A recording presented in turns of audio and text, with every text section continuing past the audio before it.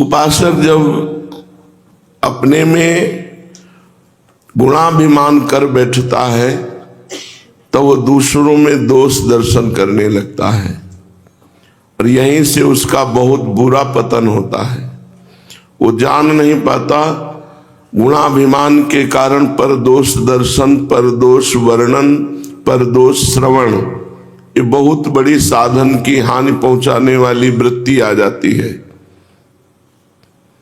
जहां वो दूसरे के दोष दर्शन किया, दूसरे के दोषों का वर्णन किया, दूसरे के दोषों का श्रवण किया, वहीं उसका भगवत मार्ग से पतन हो जाता है।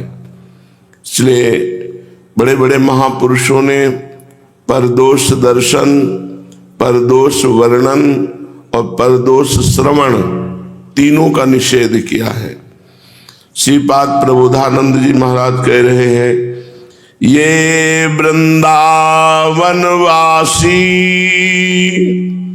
निंदन रता, ये वान वृंदावनम श्लाघन्ते तुलयन्ति ये च कुधियो केनापि वृंदावनम। ये वृंदावनमत्र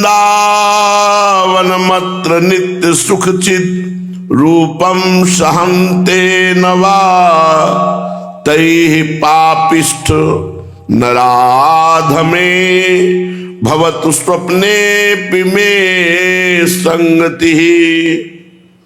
ऊपर के श्लोक में पहले थोड़ा वर्णन किया कि वृंदावनस्थे स्वपि येत्र दोषा नरोपयन्ति स्थिर जंगमेषु, आनंद मूर्ति स्वपराध नस्ते श्री राधिका माधवयो कथम स्यु। यदि वृंदावन के किसी भी जड़ या चैतन्य की दोष वृत्ति से दर्शन करके निंदा कर दे तो उसे कभी राधा माधव की प्राप्ति नहीं होगी। चाहे किसी वृक्ष की, पशु पक्षी की, मनुष्य की। वृंदावन में किसी की भी निंदा करना मतलब अपने जीवन को संकट में डाल लेना है। श्रीपाद कह रहे हैं, श्री राधिका माधवयो कथम शिव, उनको कैसे राधा माधव मिल सकते हैं जिन्होंने किसी वृंदावनवासी का अपराध कर दिया, चाहे वो लता हो, चाहे वो पशु पक्षी हो, चाहे वो मनुष्य रूप में हो। यदि आपने उसकी निंदा कर दी, उसको दुख पहुंचा दिया, तो राधा माधव आपको कैसे प्राप्त हो सकते हैं। आगे के श्लोक में कहते हैं, ये वृंदावनवासी निंदन रता, ये वान वृंदावनम श्लाघयन्ते तुलयन्ति ये च कुधियो केनापि वृंदावनम।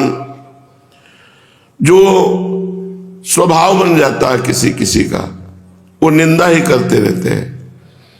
किसी की भी आप निंदा सुन लीजिए, उनमें एक भगवान क्षमता देते हैं कि वो केवल दोष दर्शन करते हैं, ना होने पर भी उनको दोष दिखाई देते हैं। अरे सब ठीक है, पर लगा कर उड़ जाएंगे, इतनी निंदा करेंगे कि अपना नाश कर लेंगे। ये वृंदावन वासी निंदन रता, जो वृंदावन वास करने वालों की निंदा करते हैं, और ये ना वृंदावनम श्लाघयन्ते, वृंदावन की महिमा नहीं गाते हैं, वृंदावन के वासियों को प्रणाम करके उनके अहोभाग्य नहीं देखते हैं, वे उनमें दोष दर्शन करके उनकी निंदा करते हैं, तो उनकी बुद्धि भ्रष्ट हो गई। कुधियो, भ्रष्ट बुद्धि। क्या ऐसों के ऊपर कृपा होगी वृंदावन की? कभी नहीं होगी। जैसे ऊपर के श्लोक में कहा, जो वृंदावन वासी के प्रति दोष दर्शन करता है उसे कभी राधा माधव प्राप्त नहीं होते। काहे को अपना जीवन बर्बाद करे? अरे हम खुद इतने बुरे हैं कि अपने को संभालते संभालते जीवन निकला जा रहा है, पर अभी संभाल नहीं पाए, श्री जी के योग्य नहीं कर पाए, तो हम दूसरों को क्या देखे। तेरे भावे जो करे भलो बुरो संसार, नारायण तू बैठ के अपनो भवन बुहार। अपने जीवन चरित्र को उत्तम बनाओ, दूसरे के जीवन चरित्र को मत देखो। ये वृंदावन मत्र नित्य सुख चिद रूपम सहन्ते नव। जो मंद बुद्धि वृंदावन की तुलना में और तीर्थ और स्थानों को रखता है। वृंदावन का सब कुछ सच्चिदानंद है, ये नहीं समझता। यहाँ के मनुष्यों की, यहाँ के पशु पक्षियों की, यहाँ की निंदा करता है। ऐसे पापिष्ट नीच अधम पुरुष कभी स्वप्न में भी मुझे इनकी संगति प्राप्त न हो। तई पापिष्ठो नराधमे भवतु स्वप्ने में संगति। ऐसे नीच पापी, ऐसे नराधम की कभी मुझे संगति न प्राप्त हो। स्वप्न में भी जो वृंदावन वासी की निंदा करते हो, जो वृंदावन में दोष दर्शन करते हो, जो वृंदावन को किसी अन्य तीर्थों से समानता देते हो। पहली बात तो हमको किसी के दोष दर्शन नहीं, काहे को अपना जीवन बर्बाद करोगे। पर निंदा के किए थे आवत नहीं कछु हाथ, मूर्ख पर्वत पाप को ले चल अपने साथ। दूसरे की निंदा करने से अपने को कुछ मिल तो जाता नहीं है, अपने पुण्य और नष्ट हो जाते हैं और उसका पाप हमारे सिर पर चढ़ जाता है। और कहीं वैष्णव निंदा हो गई तो भक्तन निंदा अति बुरी भूल करे जिन कोय, किए सुकृत बहुजन्म के छिन में डारे खोए। एक क्षण वैष्णव की निंदा की कि बहुत जन्मों के पुण्यों को नष्ट कर दिया। इसलिए दो बातें तो अपने जीवन में बिल्कुल पक्की रख लेनी चाहिए। अपनी प्रशंसा नहीं सुननी और किसी की निंदा नहीं सुननी। बहुत बढ़िया साधन मार्ग में आप आगे बढ़ जाओगे यदि अपनी बड़ाई नहीं सुननी और किसी की बुराई नहीं सुननी। भगवान का यश सुनना है, भक्तों की बड़ाई सुननी, भक्तों के चरित्र सुनने हैं। श्री वृंदावन में ऐसे वास करो, श्रीपाद कह रहे हैं। अशई है बहु दुर्वचो यदि वदन्ति साक्षात, स्त्रियं बलाद अपहरन्ति चेत् प्रिय सुतादिकं घृणन्ति वा। धनाद्यपि च जीवनम, कैसी समर्पण वृत्ति है। यदि हरन्ति वृंदावन स्थितास्तदपि ते प्रिया मम भवन्ति वन्द्या सदा। ऐसी मनुष्य में नहीं हो सकती स्थिति। जो मनुष्य महाभागवत हो गया उसी में स्थिति हो सकती है। नहीं, बातें बना लेना अलग बात है, सह जाना बहुत कठिन। और इतना सह जाना जितना लिख दिया। असही है बहुत दुर्वचो,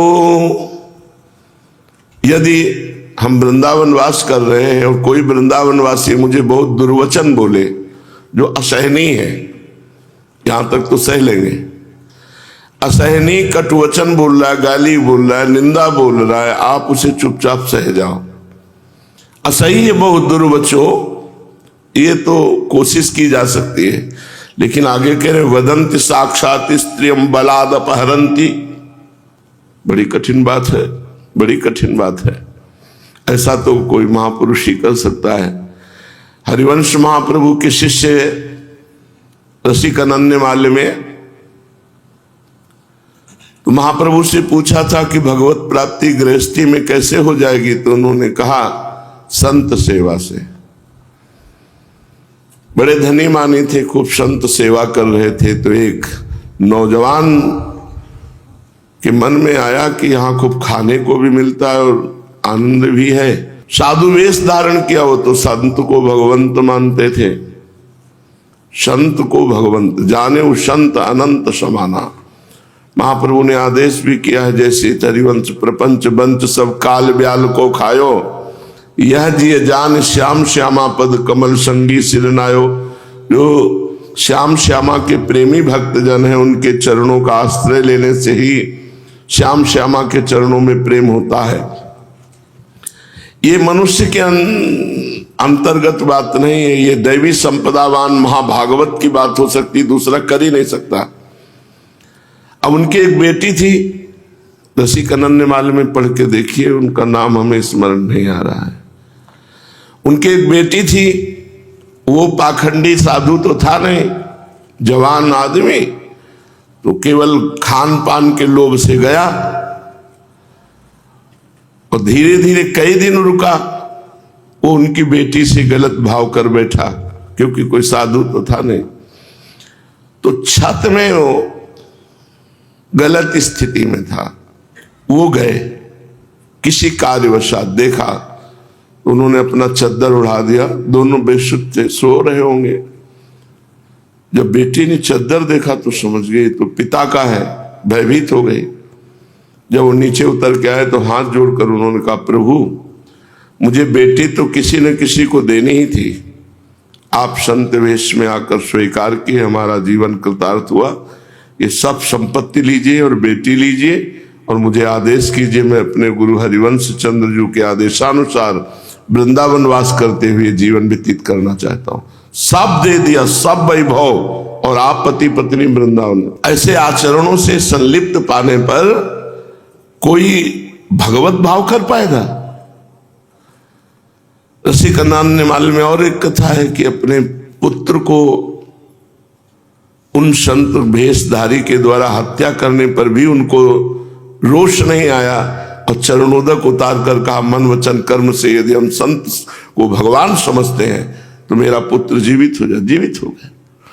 वही बात यहां कह रहे हैं कि असही बहुत दुर्वचनों, यदि बहुत असही दुर्वचन कोई वृंदावन वासी बोले तो मैं उसे सह लूंगा। वदन साक्षात स्त्रियम बलाद अपहरंती, बलपूर्वक ऐसा करे तो मैं भी उसमें भगवान का भाव रखूंगा, दोष दर्शन नहीं करूंगा। ये कहां की क्षमता है, कहां की सामर्थ्य है। प्रिय सुतादिकम घृणंती, मेरे प्रिय पुत्र आदि का भी हानि कर दे। धनाद्यपि च जीवनम यदि हरंती, यदि मेरे जीवन का अपहरण कर ले या मेरे धन का अपहरण कर ले तो भी वृंदावन स्थितास तदपि, ये वृंदावन वासी है, इस भाव से मैं कभी उस पर दोष दर्शन नहीं करूंगा। ते प्रिया मम भवंती, और वो मुझे प्यारा लगेगा। वंद्या सदा, मैं सदा ही उसकी वंदना करता। ये कहां का भाव आ गया? केवल भगवत भाव युक्त महापुरुष ही इस श्लोक को अपने जीवन में धारण कर सकता है, दूसरा धारण ही नहीं कर सकता।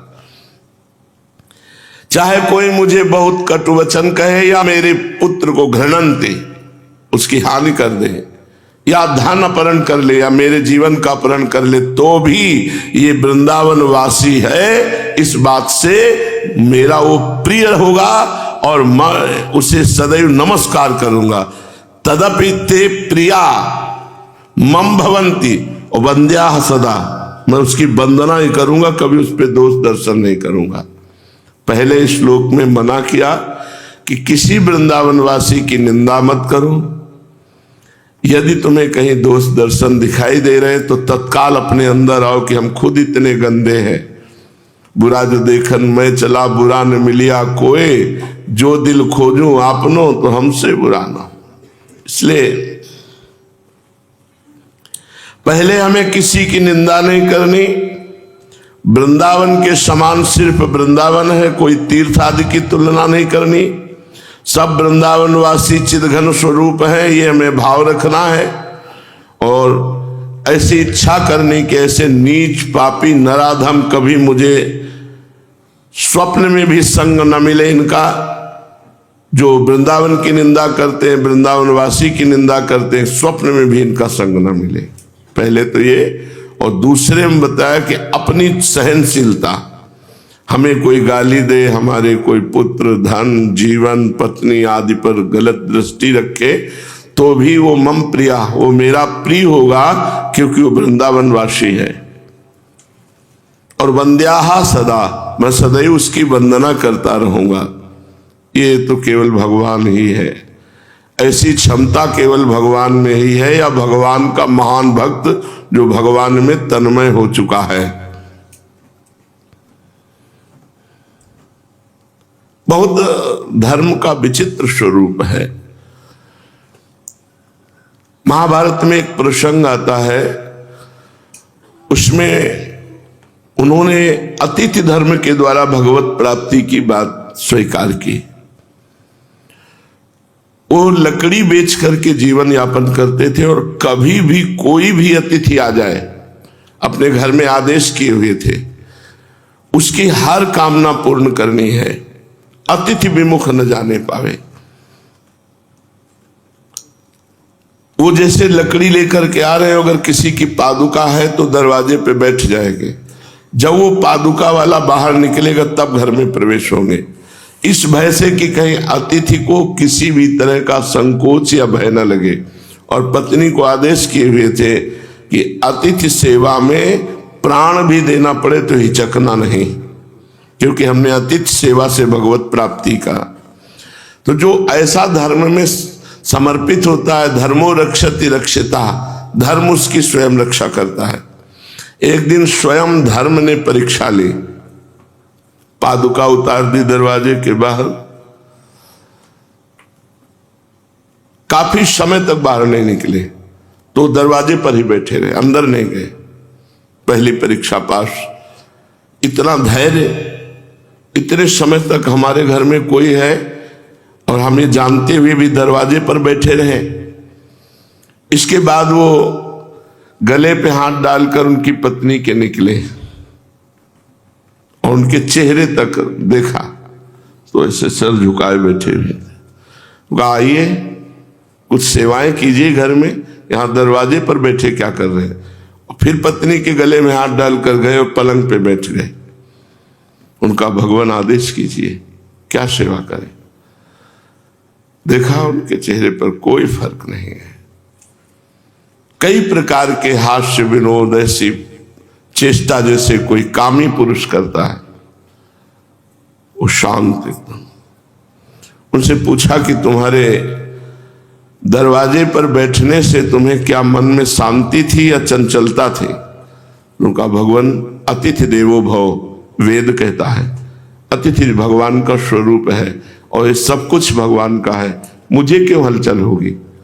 नहीं, तुम अपनी पत्नी के गले में हाथ डाले मुझे देखा तो तुम्हारे हृदय में कैसा लग। बोले भगवान वो आपकी सेविका है, आप जैसा आज्ञा करेंगे वैसे आपकी। तो उनका तुमने आज धर्म पर विजय प्राप्त कर ली, तुम अतिथि धर्म के द्वारा धर्म पर विजय। मैं साक्षात धर्म हूं, तुम्हारी परीक्षा ले रहा था, जाओ अतिथि रूप में भगवान आकर तुम्हें दर्शन देंगे और धर्म देवता अंतर्ध्यान। कभी कोई परीक्षा, कभी कोई कसौटी ऐसी नहीं होती कि तुम्हारे अनुकूल ही हो, भारी प्रतिकूल स्वरूप। उस समय अपनी बुद्धि को संयम में, धैर्य में रखकर जो अपने धर्म का पालन करता है वही धर्मात्मा पुरुष होता है। इतना बड़ा संयम पर भगवान के भक्त के लिए कुछ दुर्लभ नहीं है, क्योंकि जानता है सब मायाकृत है, सत्य है तो सच्चिदानंद भगवान है। पूज्यपाद श्री सीताराम ओंकार दास जी महाराज बहुत सुंदर महापुरुष, नाम प्रेमी, अद्भुत नाम प्रेमी। भगवान जिस पर कृपा करते हैं, निर्धनत्वम, फिर दूसरा महारोगो मदनुग्रह लक्षणम। भगवान जिस पर विशेष कृपा करते हैं, कृपा तो सब पर करते हैं लेकिन विशेष कृपा करते हैं, उसे करोड़पति बना देते हैं नहीं। निर्धनत्वम, भिखारी बना देते, गरीब कर देते हैं। यह भगवान की विशेष कृपा, जिस पर विशेष कृपा चाहिए, विशिष्ट कृपा। निर्धनत्वम महारोगो मदनुग्रह लक्षणम, मेरे अनुग्रह का विशेष स्वरूप यह है, असाध्य रोग दे दूंगा, जिंदगी भर कराते रहो। और निर्धनत्वम, धन की अव्यवस्था कर दूंगा। ये मदनुग्रह लक्षणम, ये मेरे अनुग्रह का लक्षण है। निर्धनता और असाध्य रोग, यही बात हमने कथा में सुनी थी पूज्य श्री मामा जी के मुख से, जो बक्सर वाले मामा जी भक्तमाली। हमारे दिमाग में नहीं आ रही थी कि असाध्य रोग क्या कृपा हो सकती है। क्योंकि असाध्य रोग से शरीर पीड़ा युक्त बना रहेगा तो मन पीड़ा में लगा रहेगा तो भजन होगा नहीं। ये कृपा नहीं, ये तो बहुत बड़ा अकृपा है। शरीर स्वस्थ है तो भगवान के भजन में मन लगा रहता है। जब असाध्य रोग हुआ, अब असाध्य ही तो है ये किडनी फेल, इसका कोई इलाज नहीं है, कोई इलाज नहीं है। ये जो पॉलिसिस्ट किडनी है, माँ के गर्भ से वंशानुगत आती है, समय पर 30-35 पे प्रकाशित हो जाती है। अगर आयु हुई तो हुई, नहीं तो 35 में राधे श्याम हो जाता है। इस किडनी के अनुग्रह से जो हम कई जन्म साधना करके शरणागति नहीं कर पाते, वो शरणागति हो गई। मदनुग्रह लक्षणम महारोगो, असाध्य रोग महारोग, ये मेरे अनुग्रह से आता है। जो कई जन्म साधना करके हम शरणागति की धारा पर नहीं पहुंच सकते थे, शरणागति की कई सोपान है, वो इस रोग ने शरणागति का वो सोपान पुष्ट कर दिया। जीवन भर द्रौपदी जी ये न जान पाती कि हमारी शरणागति में क्या कच्चाई है। यदि सभा में दिगंबर करके जंघा में बैठाने के लिए दुर्योधन ना बोलता तो उनकी समझ में नहीं आता कि मेरा अन्य आश्रय कितना है। जब देख लिया कि अन्य आश्रय व्यर्थ का है, तब अनन्य आश्रय जागृत हो गया। और निर्धनत्वम, अव्यवस्था में जो हमारा भजन हुआ, वो व्यवस्था में भजन नहीं होता। व्यवस्था में तो बस जी रहे हैं, अव्यवस्था में हर समय जीवन को पी रहे थे। एक एक श्वास परमानंद में भगवान के नाम का पान कर रहे थे। अब ऐसा भी समझ सकते हैं कि जैसे इत्र की दुकान में जाओ तो नया नया बहुत सुगंध लगती है, और वहीं बैठ जाओ 8-10 घंटे तो सुगंध खत्म हो जाएगी। अब उससे बड़ी सुगंध आवे तब समझ में आएगी। विशेष कृपा आखिरी जन्म, भगवत साक्षात्कार, इसके लिए तो भगवान के ऊपर छोड़ दो, अपने आप शरणागत हो जाओगे और सारी व्यवस्थाएं हर लेंगे। मदनुग्रह लक्षणम, ये मेरे अनुग्रह का लक्षण है। तो एकदम भगवान का आश्रय, जिस पर भगवान कृपा करते हैं पक्का समझो, ऐसा करते हैं। एक बार सुनाया था भगवान शंकर पार्वती जी का वार्तालाप। भगवान शंकर ने पार्वती जी से कहा, आओ तुम्हें एक भक्त के दर्शन कराते हैं। तो पहले धूप का कष्ट सह ले तो छाया का सुख मिलता है, तो पहले अभक्त के दर्शन कराए। वो चारपाई में बैठे सुपारी कतर रात खा, खूब गाय भैंस जमींदार आदमी गए, कहा राधे श्याम भाई 100 ग्राम दूध मिलेगा क्या? ठाकुर जी शालिग्राम भगवान को स्नान कराना है। उसने बड़े कटुवचन किए और अपमानित करके भगवान को वापस कर दिया। भगवान साधु वेश में थे, दूर माता पार्वती जी खड़ी थी। भगवान शंकर जब उसके दरवाजे से खाली हाथ लौटे तब ऐसे कहा, हे प्रभु, जितनी संपत्ति है इसके पास कई गुना और बढ़ा दीजिए। पार्वती जी ने कहा, वैसे कहते तो औढ़रदानी है ही है इनको। उसने 100 ग्राम दूध नहीं दिया, अपमानित कर दिया, और आप कह रहे हैं जितनी संपत्ति है इससे कई गुना और दे। कुछ नहीं बोली। गंगा के किनारे एक पर्णकुटी बनाकर एक भगत रहते थे। उनकी बूढ़ी मैया थी और एक गैया थी जो 125 ग्राम दूध देती होगी। जो ही संत वेश में भगवान शिव गए तो साष्टांग दंडवत प्रणाम करके आसन में बैठाला, चरण धोए और वही 100-200 ग्राम जो दूध था भोग में ला के अर्पित किया। हाथ जोड़कर घुटने के बल बैठे रहे, महाराज आदेश करो क्या सेवा करें। थोड़ी देर भगवत चर्चा की, जब बाहर निकले तो कहा, हे भगवान, इसकी गैया और मैया दोनों को उठा लो। पार्वती जी को अब नहीं रहा गया। उन्होंने कहा कि देखो, हम आपका कभी विरोध नहीं करती, लेकिन हम आपसे जानना चाहती हैं कि जिसने आपको कुछ नहीं दिया और अपमानित किया, उसके लिए तो भगवान से आपने कहा कि कई गुना संपत्ति बढ़ जाए। वो भी हमें समझ में नहीं आया था। और ये बड़े प्यार से अपनी गैया का दूध दिया। और एक बूढ़ी मैया रह रही थी जो बातचीत करने काम में। आप गैया मैया दोनों को, ये कौन सा आपका निर्णय रहा, कौन सा न्याय रहा, कौन सा सेवा फल आपका? तो पार्वती जी का तुम समझी नहीं, इतने धन में तो वो हमको अपमानित कर दिया, और जब कई गुना धन बढ़ेगा तो और अहंकार बढ़ेगा और ये नरक जाएगा। और इसका कुछ समय गैया में जाता था, कुछ समय मैया में जाता था। गैया मैया दोनों धनंजय अखंड भजन करके भगवान को प्राप्त हो जाएगा। मदनुग्रह लक्षणम, मेरे अनुग्रह का लक्षण है कि जो स्वजन बांधव है इनसे दूरी, और निर्धनत्वम, और शरीर बचा तो महारोगो असाध्य रोगम। उसे सबको पचेगा नहीं कि हमको ऐसी कृपा नहीं चाहिए, पर सही मानो भगवान की प्राप्ति के लिए जहां जहां जीव आसक्त होता है भगवान वहां से हटा देते हैं।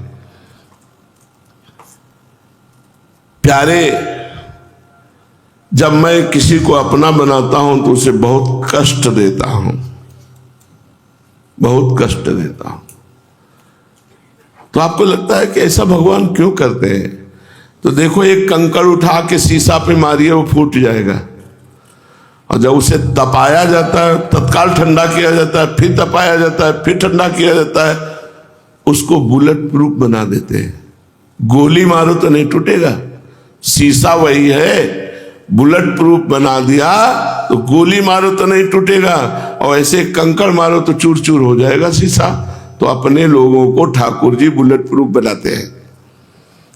थोड़ा सुख दे दिया, फिर थोड़ा दुख दे दिया, फिर सुख दे दिया, फिर झंझट फंसा दी, फिर सुख दे दिया, ऐसे करके इतना मजबूत कर देते हैं कि महाप्रेम को सहने की सामर्थ्य आ जाती है। तो नाम ले लो, अविराम नाम जप करो, अखंड नाम जप करो, निरंतर नाम जप करो, तब तुम समझ पाओगे कि भगवान ये दुख, ये विपत्ति, ये महारोग बड़ी कृपा करके देते हैं, तब समझ पाओगे। ये मेरे द्वारा रचित माया में संसार है, तुम इसमें जो कर्ता भोक्ता बनकर के बैठ गए हो, यही तुम्हारी दुर्गति करेगा। इसलिए नाम को खूब अपना जीवन धन बना लो। तुम अच्छे हो, बुरे हो, लायक हो, नहीं लायक हो, इसकी चिंता मत करो। तुम केवल नाम जप करो, पग पग पर मैं तुम्हारा सहयोग करूंगा। अच्छा, विपत्ति ना आवे तो भगवान का साक्षात्कार ना हो। जब हर तरह से चारों ओर विपत्ति होती है, चारों तरफ अंधेरा होता है, कोई रास्ता दिखाई नहीं देता, तब एकमात्र भगवान को पुकारने की वो स्थिति आती है जो पुकार भगवान सुनते हैं। जो पुकार भगवान सुनते हैं वो पुकार आती ही तभी है, सुनेरी मैंने निर्बल के बलराम। जब अपनी कोई सामर्थ्य नहीं रहती तब आर्त भाव से जब जीव पुकारता है तो वो आर्त भाव भगवान देते हैं। आसपास की परिस्थिति स्थिति ऐसी बना देते हैं कि कोई सहयोगी नहीं, केवल भगवान। मैं तुम्हारी सांसारिक आवश्यकताओं को जानता हूं और उचित पूरा करता रहूंगा, तुम्हें चिंता नहीं करनी।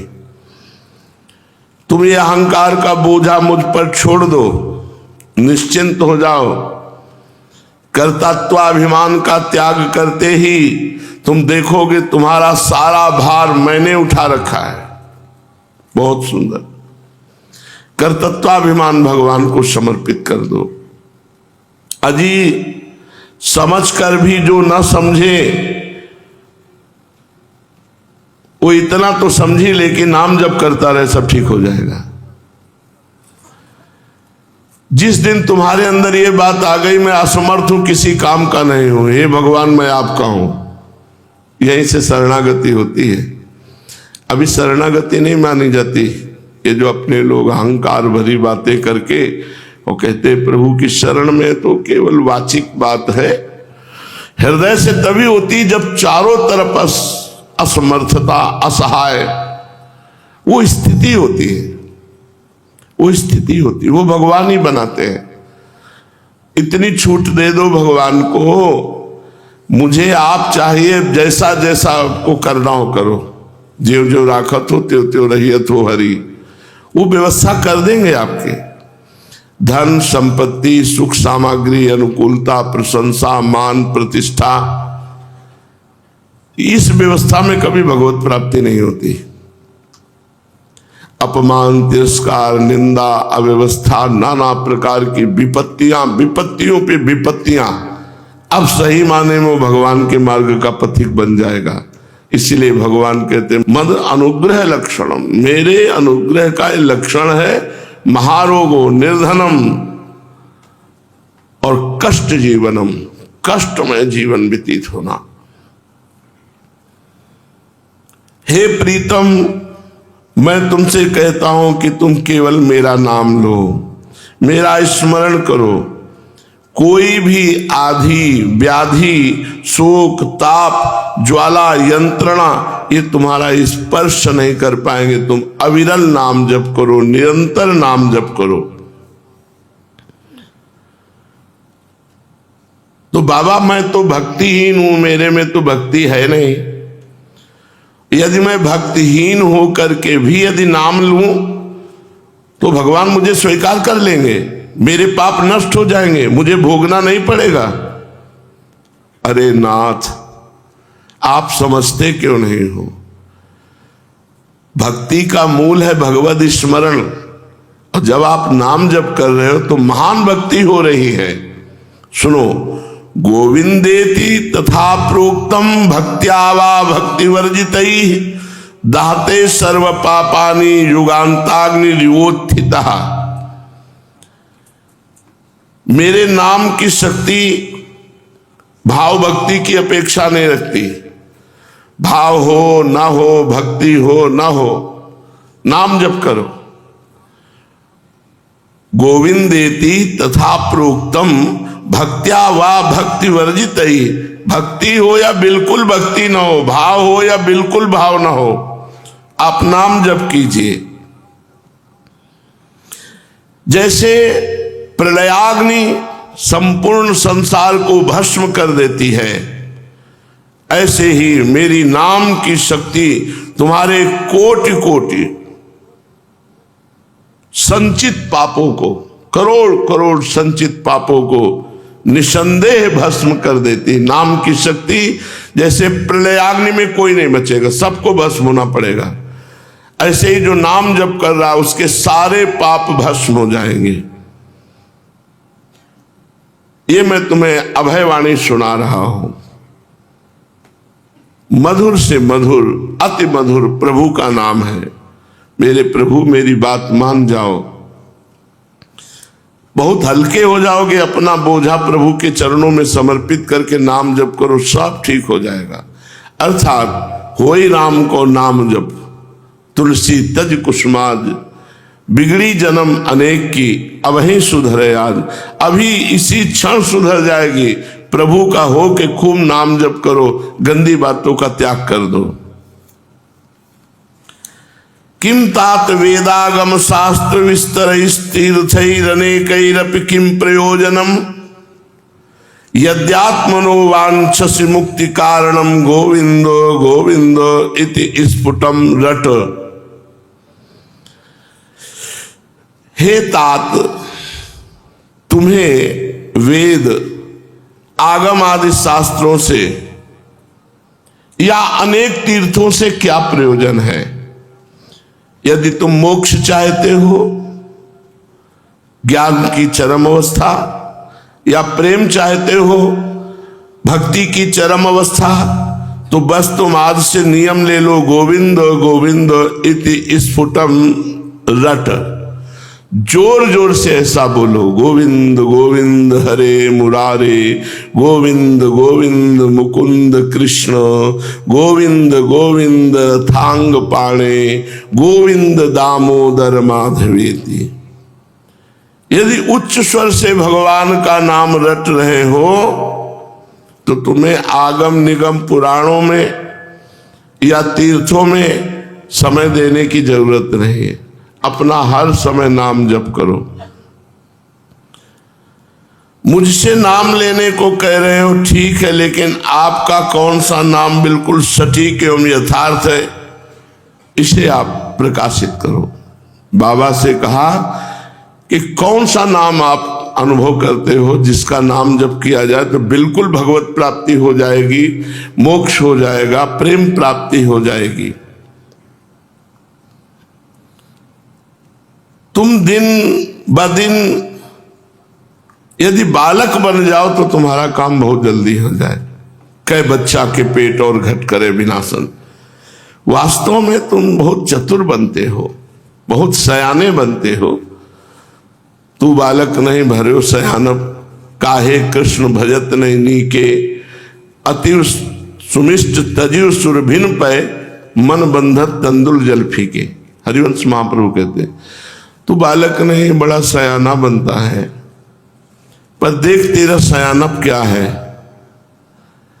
तू कामधेनु के दूध का त्याग करके चावल के धोवन पी रहा, जो देखने में वैसे ही लगता है लेकिन पावर और स्वाद में बिल्कुल अलग है। चावल का धोवन भी सफेद दिखाई देता है दूध जैसा, पर होता नहीं है। भगवान का नाम है कामधेनु कल्पतरु, और नाम जपते जपते जो सुख है वही सच्चिदानंद में है। और जो भोगों का सुख है ये दिखाई देता भागवतिक सुख जैसा है, जैसे चावल का धोवन दिखाई देता दूध जैसा है, पर वो दूध नहीं होता। मायाकृत सुख भगवत सुख जैसा लगता है कि मानो यार भगवान मिल गए अगर ये भोग भोगने को मिल जाए। इसलिए अपनी बुद्धि को शुद्ध करने के लिए, अपने जीवन को महान बनाने के लिए नाम जपो और तुम बालकवत हो जाओ। नाम को ऐसे पकड़ो जैसे छोटा बच्चा मां के हाथ को पकड़ लेता, छोड़ता नहीं, ऐसे तुम भगवान के नाम को पकड़ लो और प्रार्थना करो, हे भक्त वत्सल, हे भगवान, मुझे और कुछ नहीं चाहिए, बस अपने नाम जपने की मुझे सामर्थ्य दे दो। सब गड़बड़ हो रहा है, एकमात्र भजन न हो के और सब कुछ हो रहा है। जो होना चाहिए वो खास बात भजन नहीं हो रहा है।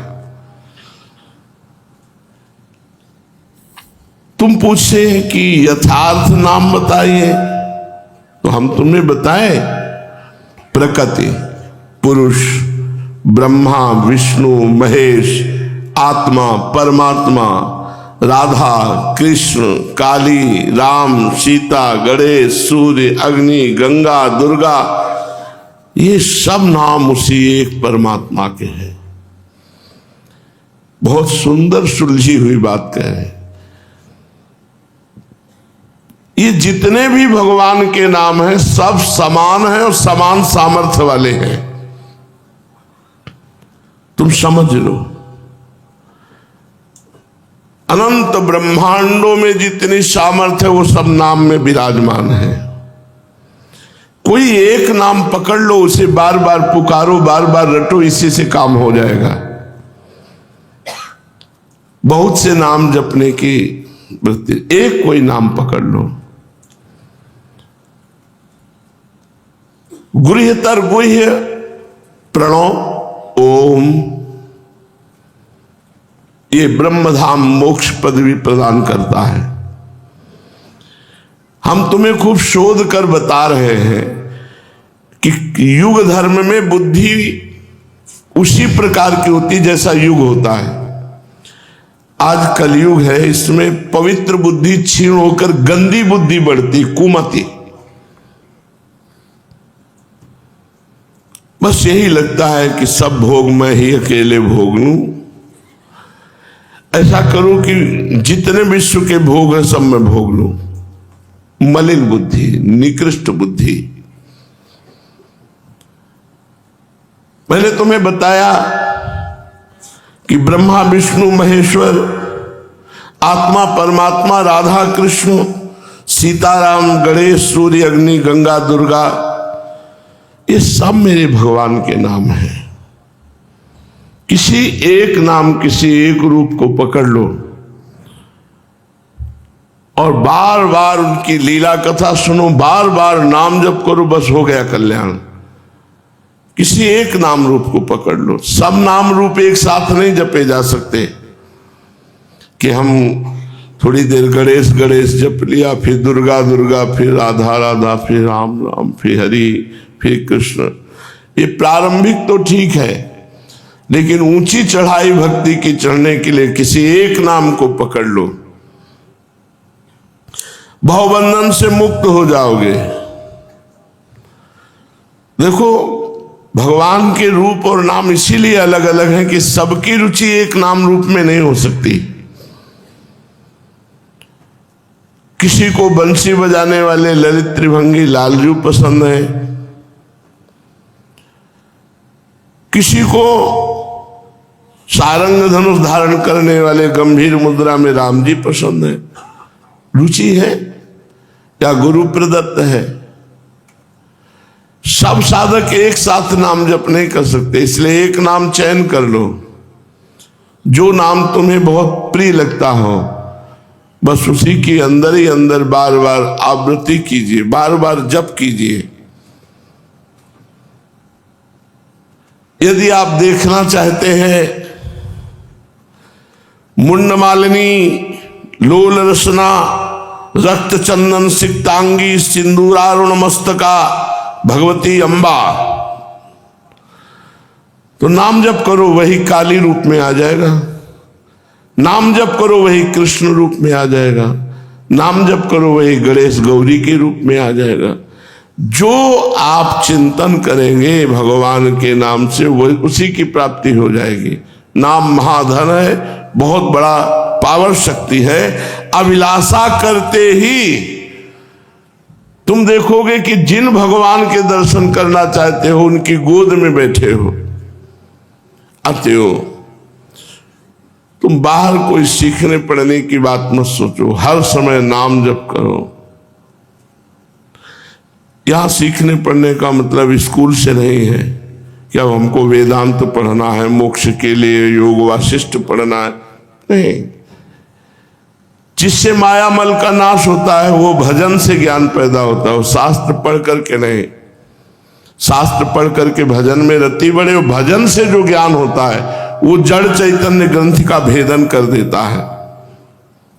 भगवान इतना समझ लो पूर्ण भक्ति के बस में है, और भक्ति का यही स्वरूप है कि समस्त आचरण भगवान को समर्पित हो और अखंड भगवान का ऐसा स्मरण हो कि जहां स्मरण छूटने की जरा सी आभास वृत्ति हो तो प्राण व्याकुल हो जाए, तब स्मरण इन परम व्याकुल देते।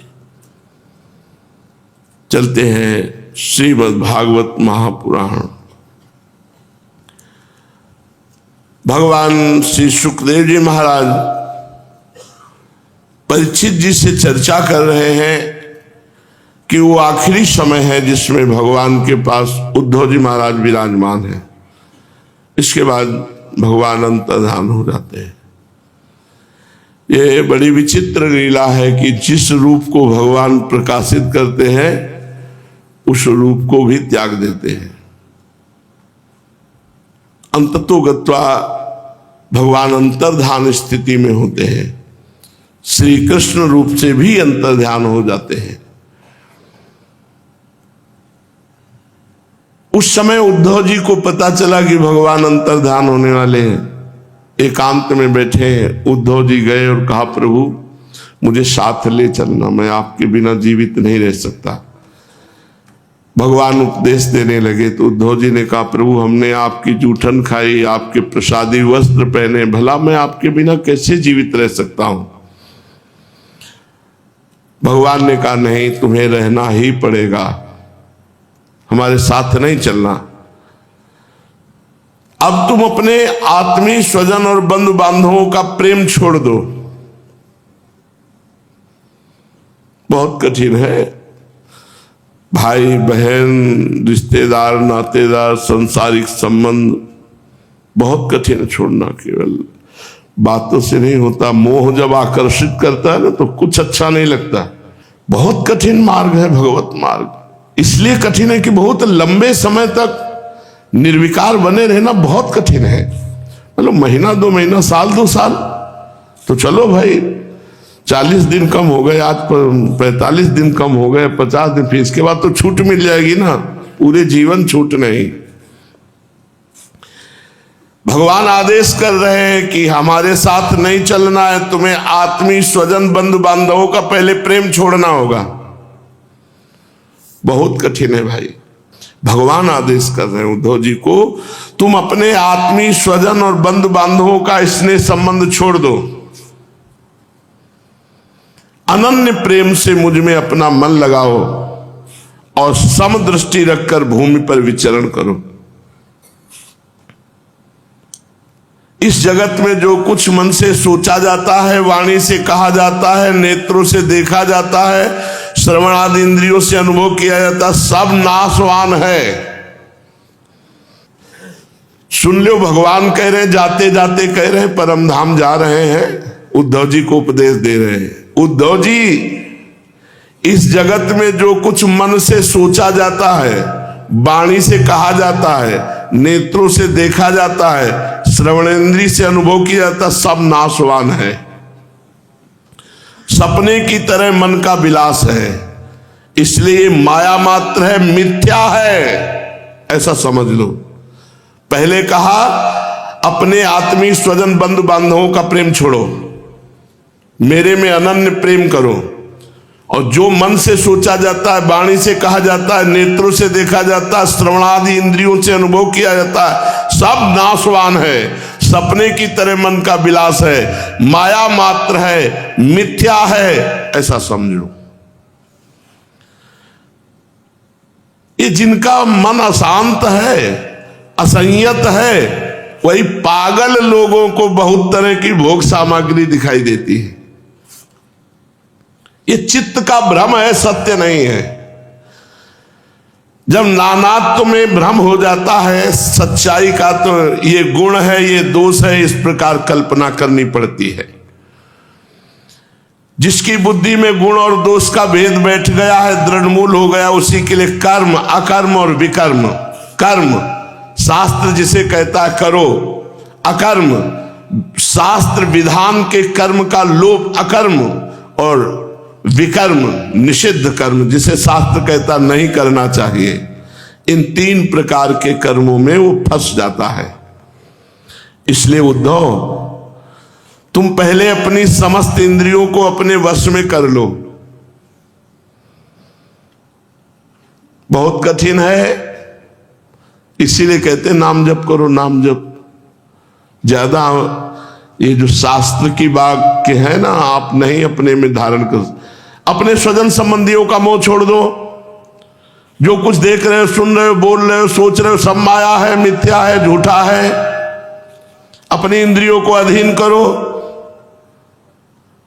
उनकी बागडोर अपने हाथ में ले लो, चित्त की वृत्ति को रोक दो और ऐसा अनुभव करो कि भगवान ही सारे जगत में विराजमान है, आत्मा ही सारे जगत में फैला हुआ है।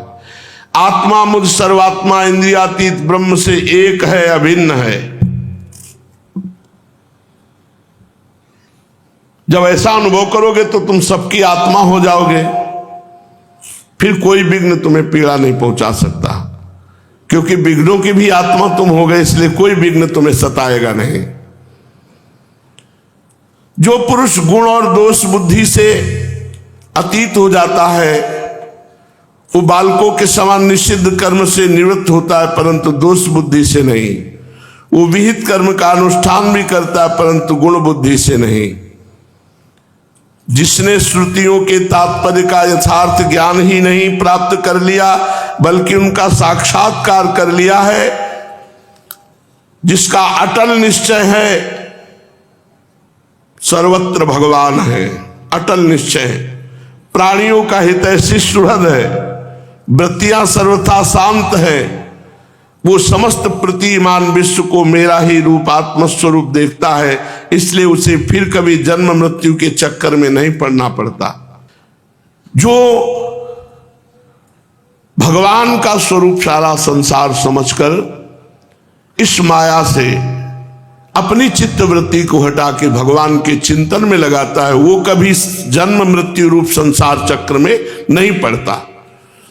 श्री सुखदेव जी कहते हैं, परीक्षित, जब भगवान श्री कृष्ण ने इस प्रकार आदेश किया तो भगवान के परम प्रेमी उद्धव जी ने उन्हें प्रणाम करके तत्व ज्ञान की प्राप्ति की इच्छा से प्रश्न किया। उद्धव जी ने कहा, भगवान, आप ही समस्त योगियों की गुप्त पूंजी, योगों के कारण और योगेश्वर हैं। आप ही समस्त योगों के आधार, उनके कारण और योग स्वरूप भी हैं।